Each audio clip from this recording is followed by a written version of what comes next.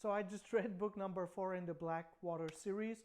The title of this book is The War. So essentially, it's all happening during World War II. Sorry. So I did not talk about time before, in the previous books. So the book starts in 1919 when Eleanor is brought from the flood, and we're moving through time, and now we're in World War II.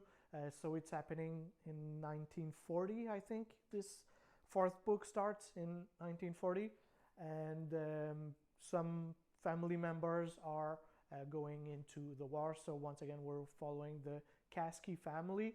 This is something that I think I did not set in book number 3, but yeah, we're still following this family. There are some of them that died, actually, some family members that died during that time, and some of these deaths were actually sad, and yeah, there's one family member dying in that fourth book, and this is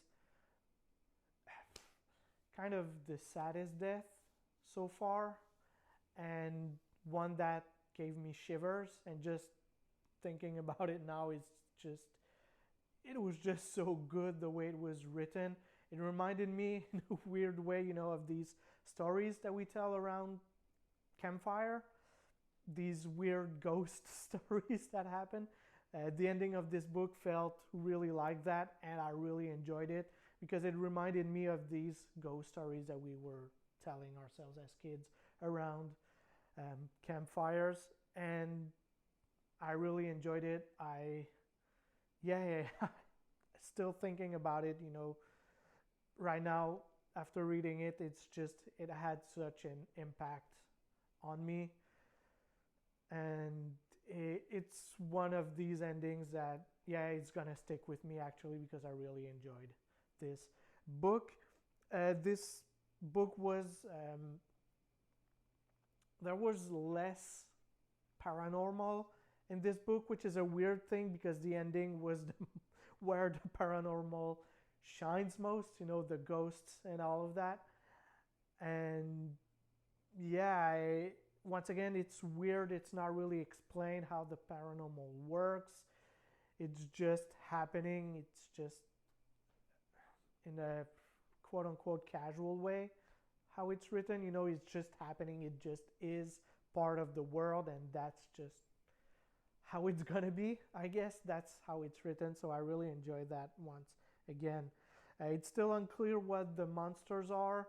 We get to see. I'm saying monsters, but it's more creatures. We're getting to see more and more of the creature, what they are like. We kind of understand that there might be more than one. And we get to see Eleanor as a mother, also of Francis. So in book number, I think it's in number 3 that Francis is born. I don't really remember. We got to see her more as a mother because she had another child before, so Miriam, but she kind of traded her for the house. So the house that we were seeing in book number 3, actually. But in here, we get to see Eleanor more as a mother, as a caring mother for her child, actually. There's no gore really in that book, so it's more something that I'm used to from Michael McDowell. There's still blood, but not really gore like we were seeing in book 2 and 3, but still, some violent death in here.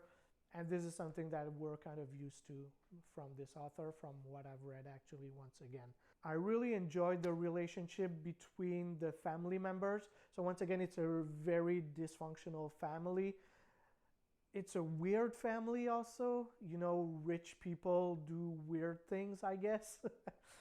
But yeah, I really enjoyed the relationship once again, and the way the characters are shaping up to be, what they're gonna be. Their character arcs is really good. It's not just one character arc, it's different character arcs at the same time. which is something that is very well done in this book. And generally speaking, from this author, from what I've read, once again, the characters are his strong point. I guess it's the characters are always strong and believable and feel really human and grounded. And this time around, once again, it's the same thing as he always does. The characters are really good and believable. Once again, even though they're dysfunctional and weird, in a way, they're still feeling really human and grounded. This book, to be honest, really felt more like a historical fiction set during World War II than a horror book, which is something that I don't mind really. I really enjoyed this, but it really felt more like a piece of historical fiction. So we're following this family during World War II, and there's just this, at the end of the book, this supernatural thing that happens, and that's mainly it. But once again, I really enjoyed this part. I really enjoy the characters, even if they're not really likable. This author knows how to write good, unlikable characters and make you care for them, actually. And I really enjoyed that this time around. Also, I can't wait to read the last two parts. I'm more than halfway through the series, and I can't get enough. I always want to come back to it and read more, just because of how good it is, how well written everything is so far. I'm really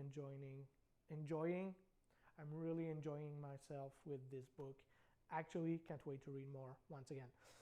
So once again, thank you guys for watching. I really appreciate it.